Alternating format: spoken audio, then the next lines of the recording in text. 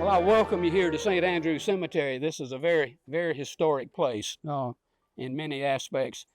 Longevity-wise, it's not a very old cemetery. The ground and the property goes all the way back to the late 1700s with the Spalding family, but the cemetery itself was only started in 1870 as a public cemetery.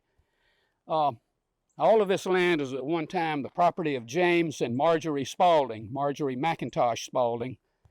And Marjorie was a descendant of the original Scottish Highlander settlers of Darien. And she married James Spalding, a Scotsman from Perthshire in Scotland. And he came to America in the 1760s. And they acquired this property, which they named Ashantilly. They never lived here. They lived on St. Simon's, where Mr. Spalding, James Spalding, had property at Frederica, and he was a merchant and a trader. But of course, his son was the famous and well-known Thomas Spalding, and Thomas Spalding became one of the most prominent, preeminent agriculturists in all of the southeastern United States during the antebellum plantation period. Thomas married Sarah Leake, the daughter of Sir Richard Leake, an English loyalist. And Thomas and Sarah lived on St. Simon's, but then they eventually built a house here at Ashantilly in 1820. But of course, as all of you know, they lived on Sapelo much of the time, where Spalding had his plantation. Most of Sapelo was under the Spalding ownership, so they really had two homes, Sapelo and Ashantilly, but Ashantilly came a little later than the house they built on Sapelo. But the Spalding family owned Ashantilly and through 3 generations. And then in 1870, Charles Spalding, the oldest surviving son of Thomas and Sarah, because of the Civil War and the difficulty of reconstruction and property taxes, and there's just a lot of factors. Most people were pretty much broke in those days. So he ended up selling the Ashantilly house and the property, and then the surrounding property he sold or donated for $1 to the St. Andrew's Episcopal Church in Darien, which is the local Episcopalian congregation, with the understanding that this area would be made into a public burial ground, which it has been ever since 1870. So after 1870, all of the graves in here are since 1870, except for the Spalding plot, which we'll see in as part of this walking tour. This is how it became and evolved into a public cemetery. The oldest graves in the cemetery are those of a couple of the Spalding young children who died as young people, and then of course Marjorie Spalding, Thomas's mother, is buried. She died in 1818. I believe one of the children died in 1816, which was the first burial. So this area, which was part of the Ashantilly tract, was set aside originally as a family burial plot for the family. And so as we'll see when we get down there will be a lot of allied families to the Spaldings. There will be Wileys and Brailsfords and Kennons, all families that allied and through marriage with the Spalding family. So it's a pretty good sizable family plot. So that's the real history behind this. As far as the layout goes, we're going to go through what I call the early section of the cemetery on this side. This is the original part of the cemetery and the first of the early burial plots, with a lot of the post-bellum, post-Civil War history of Darien. This side over here is more recent, say since most of the graves on this side are since, say, World War II, that period of time. Everything on this side is 1870 and on up. And then the property got so overcrowded with burial sites, the church acquired property on the other side of the road over here and have a satellite branch of the cemetery. So that's the part that's mostly in use now, except for families who have bought plots years and years ago in the newer section. So that's kind of an overview. But I love this cemetery because, based on my historical research that I've done over the years, this really reflects the history of Darien and this part of the county in that exciting and vibrant and energetic period of time after the Civil War, when Darien was the leading lumber center on the Atlantic coast. More pine timber was shipped out of Darien, and more lumber was processed at the Darien sawmills than anywhere else in the eastern United States. So this was a big and booming place. A lot of people made their living in the timber industry. So, and of course, just as a little side note, the miracle of that is that Darien came back so quickly because the town was completely destroyed during the war.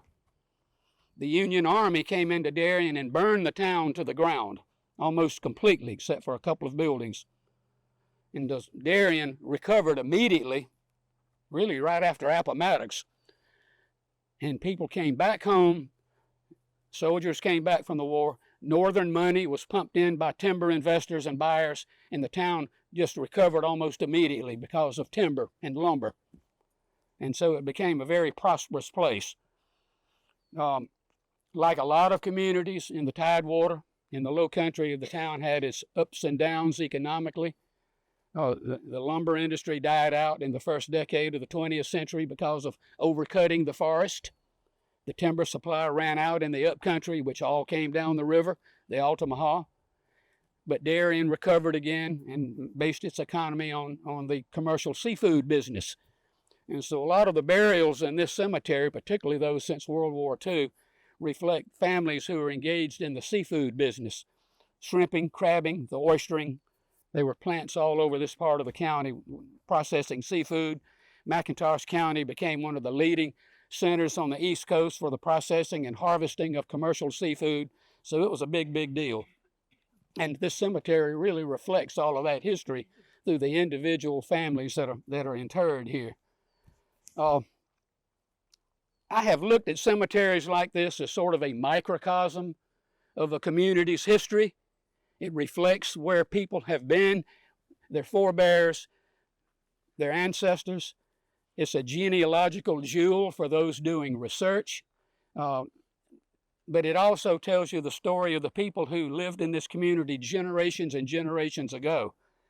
You can read that on some of the grave inscriptions, or some of the testimonials you see on gravestones, particularly the older ones that reflect on a person and their contributions or their personality or who they were or what they did.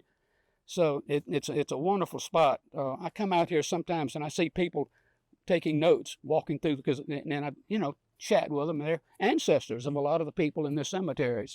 So that's the beauty of it. Any comments or questions before we start walking? Anything? I hope you remember all of this, because I'm gonna test you on it afterwards. Just kidding. You said the cemetery was established in the late 1700s. The property was the late 1700s. The cemetery 1870. Right, but for the family, the first... But the family was, starting in the early 1800s. 1818, didn't you say? I think the oldest is 1816. So nobody was interred here before then. That's right. Okay. Yeah. Nobody was interred in here. There might be some graves that... They're members of, and it's all in that same plot, the interments, let's just say pre-Civil War, interments are all Spalding or their related families, and they're all clustered in one group on the waterfront down there, which we'll see in a few minutes, okay? Yeah, but there are no people, as far as I know, other than Spalding family members prior to 1870. Maybe, but I have never run across one. Good question, though. No gnats, if anybody's getting the gnats. Okay. There's some spray right over here on the second. Feel free to ask questions as we go along. If you have a question or a comment, or you know something that I got wrong, don't hesitate to bring it up. Because some of you may have family in here and know more about it than I do. This area was among the first to be used as burial plots in the 1870s, 80s, and 90s. Just beyond that line of trees is the marsh and a tidal creek, and beyond that is an area called Black Island. And Black Island was one of the Spalding properties before the Civil War. And so the Spaldings, as you've heard me say, they really had a lot of the land around here. Thomas Spalding, I think at one time, was one of the largest landowners in all of Georgia with the acreage that he owned, not just here, but in Chatham County and in some other area, Glenn County as well. This plot here on this side going out to the road are the members of the Bailey and the Britt families. The Baileys had been in McIntosh County since before the Civil War, and they were very, very prominent. They had a number of county positions. One was a sheriff of the county for a long time. One was a mayor of Darien. The Britt family came along after the Civil War as well, and the Britts were very involved in the economic life of Darien in the late 1900s. So these are families that all played a role in the growth of Darien during that boom period of the lumber business. In this area here, in this section by the road, you have a combination of families, the Genlat family and the Mallard family. The Genlats were prominent rice planters in Darien during the pre-Civil War period, as were the Mallards. The Mallard family came from Liberty County and bought land along Cathead Creek west of Darien. And so there was a lot of intermarriage between a lot of these families. You'll notice this as we go through that a lot of these families allied through marriage, and the Mallards and the Genlats were one of those families that did. And they were very prominent people, both families, throughout the history of McIntosh County, particularly in those years after the Civil War into the 20th century. This grave here is this little plot in the fence. Not a significant family of any note, but a very interesting family. This was the Konetzko family, K-O-N-E-T-Z-K-O. Arthur Konetzko was an interesting man. He came from Europe, and he and his family came here sometime around 1885 or 90, and they started a business in Darien. They were merchants and had a general store. But the Konetzkos were very involved in the Presbyterian Church in Darien and very active in the community, and they had a large following of social friends. Arthur Konetzko, this grave here, is noted for having the very first bicycle in Darien, because Mr. Legree, John G. Legree, in his journal, records in his diary one day, Mr. Konetzko was seen on a two-wheel bicycle, riding it, and everybody was in shock at the phenomenon of that. So that's sort of like where they come in. Now, the plot behind that is that of the Aiken family, A-I-K-E-N. The Aiken family came from South Carolina originally. Isaac M. Aiken, Isaac means Aiken, came from South Carolina right before the Civil War, about 1855, and he bought Herd Island, which is to the east of us. He bought Herd Island and built a sawmill on it and had a very prosperous lumber business for 4, 5, 6 years until the Union Navy came in and burned it down. But then he's like so many around Darien, after the war he recovered and rebuilt his sawmill and became very prosperous. The Aiken family lived here for many years after the Civil War. Their children were prominent. One of the sons was a towboat captain, towing loads of lumber out to the ships in Doughboy Sound. And another son, Frank Aiken, became very prominent in the economy of Brunswick. Frank D. Aiken was a prominent banker in the naval stores business, real estate. He was affiliated with the Strand Shipping Line, which is the largest steamship line in the southeastern United States. So the Aiken family and their ancestors are still in this area, were very prominent in and around Darien for a long time. Very well-known name. Okay, any questions? Y'all doing okay? I guess we don't want to stay put too long at a time. The bugs catch up with us.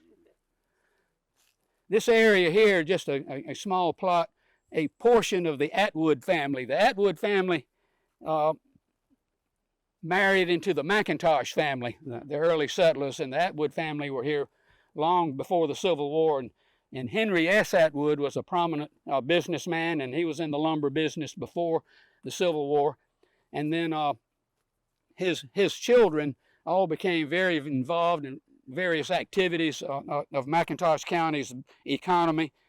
They were involved in the railroad business. They were involved in the shipping business. They were fishermen. They were bar pilots. And so the Atwoods were very prominent. Later, the grandchildren of Henry Atwood were involved in the seafood industry in a big way at Valona and at Cedar Point. So they were very prominent, the Atwoods.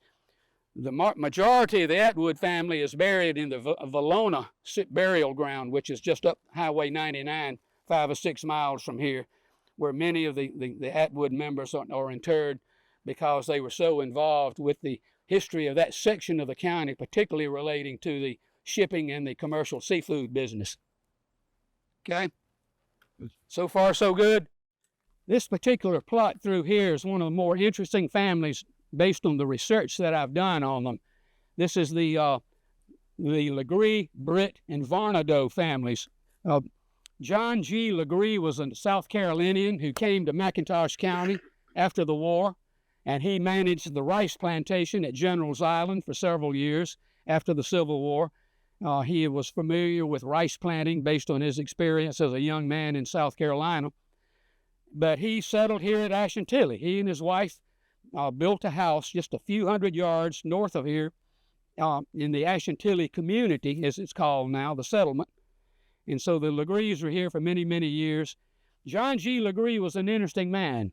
He was the city clerk of Darien for something like 45 or 50 years.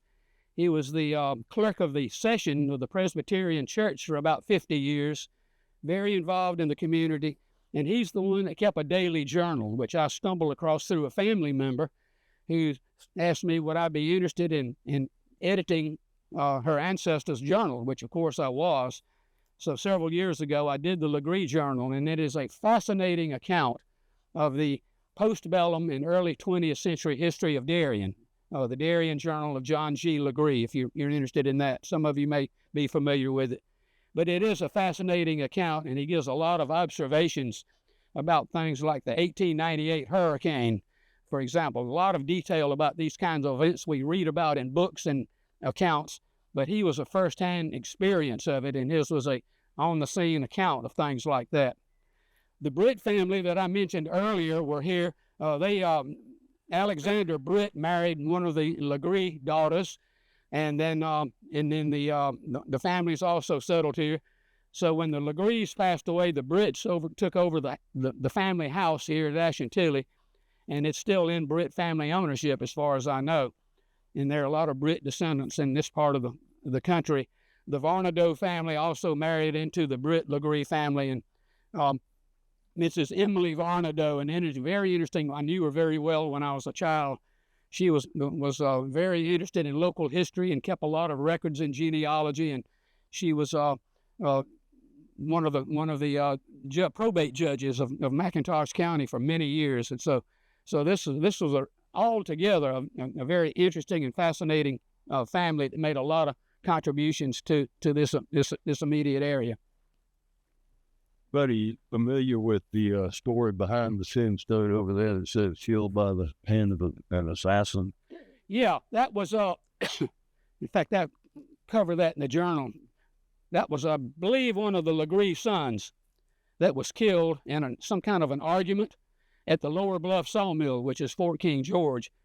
And one of the Legare sons was killed, shot, and it's some kind of an argument, not a duel or anything. Duels were long past in those days, but he was murdered, and he's buried here. That's one of the Legare children. Very sad event, but apparently I think it's in the journal. The guy that did it was eventually convicted and sent off to the penitentiary. But there's John G. Legare's tombstone right there. Born in Adams Run, South Carolina. Born 1852, died in 1932, so he was 80 when he passed away. And he kept his journal almost up to the day he died. I mean, I think the last entry in that journal is like in the early part of the year 1932, and he died several months later. Very interesting person. Okay? This is the Kittles family. The Kittles family came and were very involved in the seafood business in McIntosh County. Shrimping and oystering, and you'll notice that some of these graves are pretty recent. Well, these reflect the buying or acquisition of plots in this older section by families early in the 20th century. So that's why you see, for example, some graves here, burials in the 80s, for example. So that reflects the fact that people own these little plots for a long, long time. But the Kittles were very involved in the commercial seafood business for 2 generations.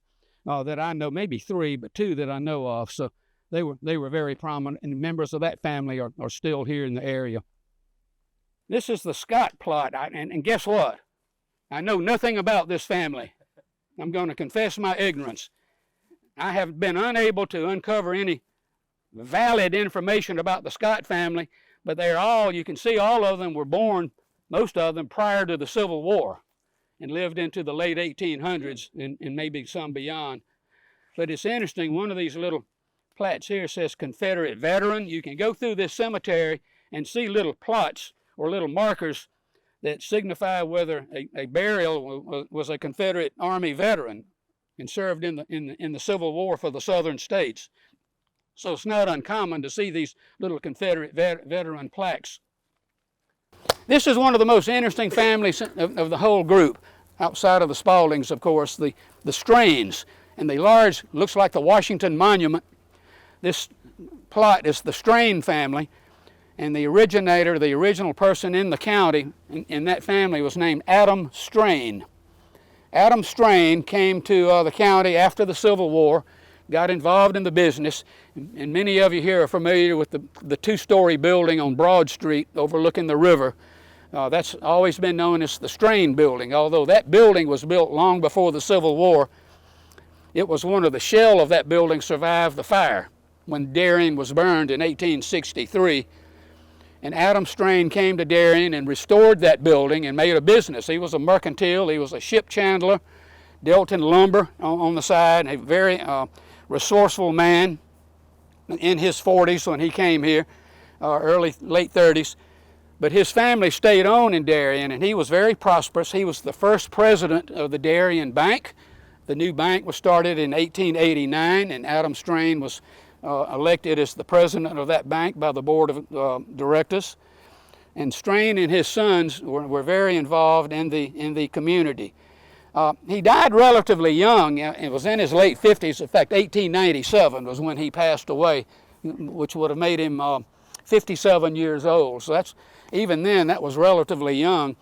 Died suddenly of some type of illness, very suddenly, like overnight kind of thing.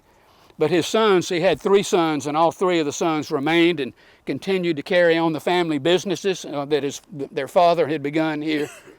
But it's obvious that the family really thought a lot of him because they put up this elaborate monument to his memory. And I would think this is probably one of the more impressive markers here in this cemetery, particularly in those days and times, 1897. So, of even equal interest beyond this is the Churchill Wilcox Mausoleum. This is the most unusual single structure in the cemetery.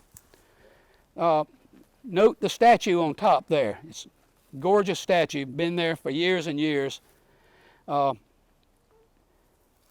Churchill and Mr. Wilcox were business partners in Darien after the Civil War. They co-owned a merchant business in downtown Darien on Broad Street. And one of the Churchill daughters married Mr. Wilcox. Churchill was the older man, but they intermarried to the families. And so Churchill and Wilcox got together and decided to do this crypt together. And so Mr. and Mrs. Churchill and Mr. and Mrs. Wilcox are interred in this crypt. And this was put up, I believe, before the Strain Monument was. I believe this goes to about the mid-1880s or so. I'd have to check my records on that, but it's a very long established plot. And of course the grill work is unusual, the fence around it. But I've always been impressed by this, and this is a very often photographed burial plot here, particularly with the statuary on top there. Like one of those statues got knocked off. Yeah, it did. You can see there's one on the left there, but the one on the right is no longer there. Who knows what happened to it? I think it's over in the other. What'd you say? It might be over in the side. Well, it could be. Yeah, that's possible. But as my memory goes back to this, and I don't ever recall seeing the one on the right ever being there. So apparently it's been gone for some time. But it's a beautiful and an interesting place. But again, as I keep repeating, reflective of the history of this area in those years from, say, 1870 to about 1920, that boom period of a half a century when Darien was really prosperous and growing and a very prominent place on the East Coast, all because of the lumber business. Oh, the plaque right there says Confederate veteran. Does that just mean there's a Confederate veteran in that crypt there? On the one there. Right in front. On the ground. Oh, okay, yeah. I think Mr. Wilcox was a Confederate veteran. Okay. I think he was. I'm not positive, but I think he. Mr. Churchill came from England. He was not involved in the war. He and his wife came to America after the war. But I believe Mr. Wilcox, William Wilcox, was a Confederate veteran. Hence the little plaque there. Okay. This plot here is reflective of the number of people who came to Darien after the Civil War, all to get involved in the lumber business. This is the Smith family. Mr. Augie Smith and his wife came to Darien from Germany about 1875 or so with the lucrative timber business and lumber sawmilling. And Mr. Smith got involved in the sawmill business. He started his own towboat company, and he was really a very prosperous man in Darien. He was one of the, what you call one of the wealthiest people in town and one of the most successful. And this is the Smith plot, S-C-H-M-I-D-T. But this is a good example of a lot of people who came to Darien after the war. They came from Russia, they came from Germany, they came from Sweden, Finland, Spain, and of course Great Britain. And so this was a very interesting phenomenon of Darien, but it was all because of lumber and timber, because it was a huge booming business in this part of the United States. In fact, in Darien was still always a small town. It was never a big town, but Darien actually had several foreign consulates because of the foreign shipping that came into Darien to load lumber and timber. There was a consulate from England, and a consulate from Germany, and I believe one from Sweden at one time in the late 1800s, reflective of the shipping traffic that came in here during the timber, to load timber. And Mr. Smith was very, very involved in it, and his descendants continued to live here long after the timber era was over. I went to school with children, the grandchildren of Mr. Smith in Darien, and it was always been a great and fine family, very, very well thought of. You may have known some of the Smiths too, Paul, Steve. Got something, another one of those super interesting families of this county, and that is the two graves of Dr. and Mrs. James Holmes, H-O-L-M-E-S. James Holmes and his wife Susan Olivia Holmes. James Holmes came from Liberty County. He was born at Sunbury, Georgia in 1804. And he went to medical school at the University of Pennsylvania, and he came back to coastal Georgia after getting his medical degree and started a practice in Darien about 1825 or so, 1826. And he became very, very prominent in the community. He was the primary doctor in Darien for over 50 years. And he was also very involved and had connections with most of the well-to-do and well-known people. He was not a well-to-do rich man himself, but he associated with a lot of people that were. And he had a lot of memories, and he wrote all of his memories down after the Civil War as he was getting on in age, and he took the opportunity to write his memoirs. Just beyond there, another Washington Monument type plot is the Hilton plot, H-I-L-T-O-N. The Hilton family were very big in Darien in the timber business. Joseph Hilton and his cousins, the Lacklisons, came to Darien before the Civil War and started a sawmill business and were very successful with that. Then they went into the Confederate Army. They were native Englishmen and had only been in America for maybe 7 or 8 years, but they signed right up with the Confederate Army as young men and served. They survived the war, came back to Darien, and were very successful in the timber and lumber business. And so that's their plot, the Lacklisons and the Hiltons. And Joseph Hilton, in fact, at one time, Joseph Hilton was the wealthiest man in all of the southeastern United States. He had the Lower Bluff sawmill at at Darien.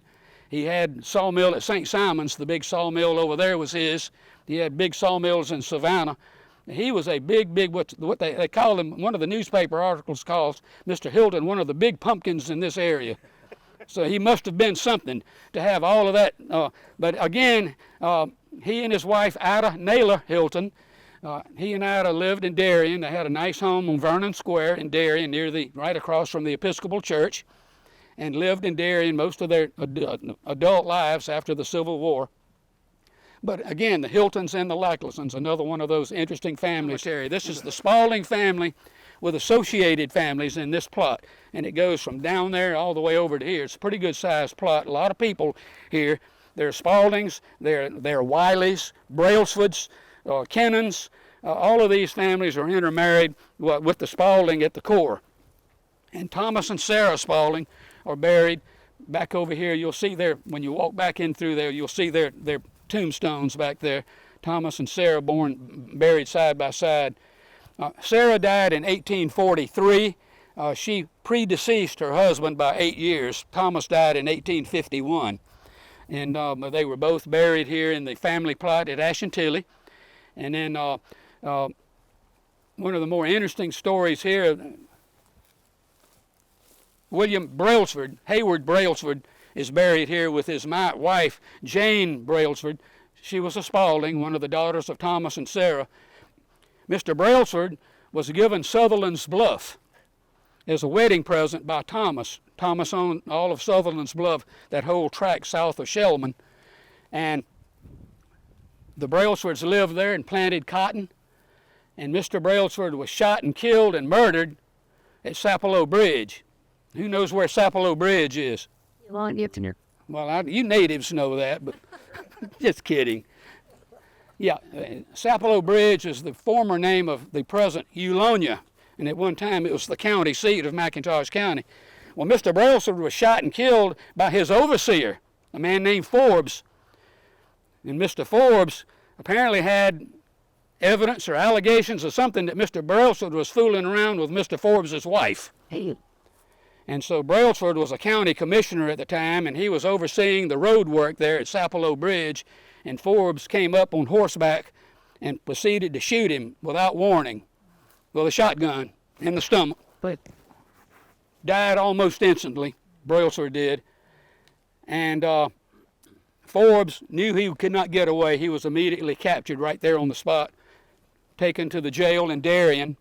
He was tried, I think, maybe the next day or maybe 2 days after the murder, and he was hanged the next day. This is quick justice, isn't it? Nowadays, it'd take you about 30 years to execute somebody. But Mr. Forbes, this shows you, well, prominence probably played a role in that, because Brailsford was one of the key players in the county, politically and agriculturally. So I'm sure that the politics entered into it a lot. But Jane Brailsford was his wife, and she had her husband buried here in the family plot at Ashantilly, near the graves of her parents. And then she died, I don't know, 10 or 12 years later, right after the Civil War. So their two plots are here. The last surviving direct descendant by blood of Thomas and Sarah Spalding is this grave right here. His name is Randolph Spalding. Thomas and Sarah had 16 children, 8 of whom died either in infancy or as children. Several of the others died young in life. The firstborn of the Spaldings was James Spalding, young man at the age of 23. He was serving in the McIntosh County representative in the state legislature in Milledgeville. And he got into a fuss with somebody, into a duel in Milledgeville, and he was killed in the duel at the age of 23. This is a tragedy of this family. So many of the family members died tragically. I just saw 2 were murdered or killed by gunfire. Other children survived on. Charles and Evelyn Spalding. Evelyn was a Kell, K-E-L-L, a lot of Kells around here, and in this plot, K-E-L-L. They were married, but they had no children.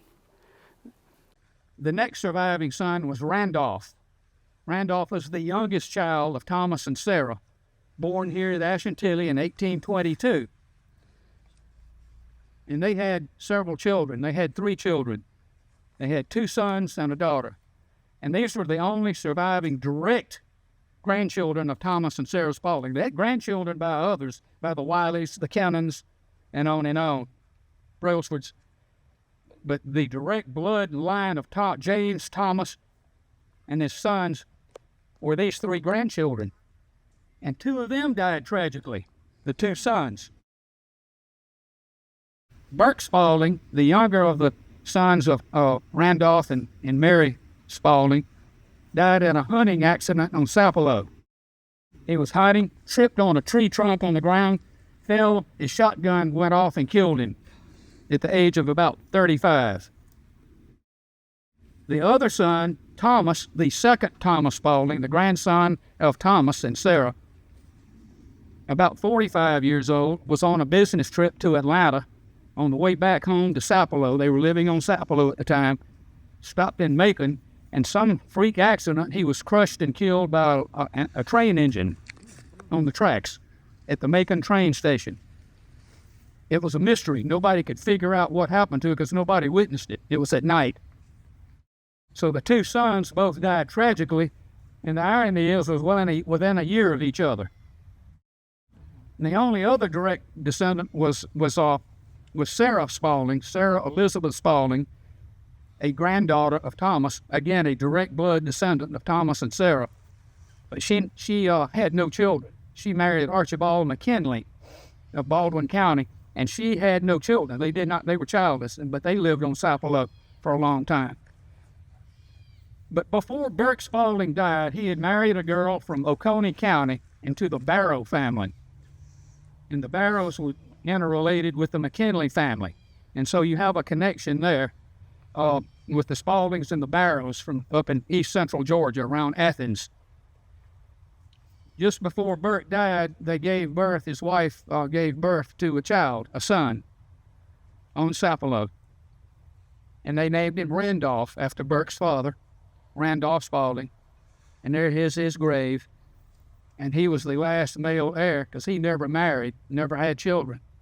And when he died in 1954, the direct line of descent from Thomas and Sarah Spalding, James and Marjorie Spalding, sort of evened out. Now, there are Spalding descendants all over the place, but as far as the direct bloodline, Randolph was the last one, 1854. Before he died, Randolph was living in Savannah, longtime Savannah resident, very involved with the Georgia Historical Society, and he donated a lot of the Spalding family papers, those that had survived, to the Georgia Historical Society, as well as a portrait of Thomas Spalding, a large portrait in color, beautiful portrait of Thomas, his grandfather, as a much older man. So that's the Spaldings. Feel free, rather than try to walk you through all of this, I've given you the highlights, but feel free to walk around and look at some of the tombstones, read some of the inscriptions. Thomas and Sarah over there, they have new slabs. Their grave sites were in such bad conditions.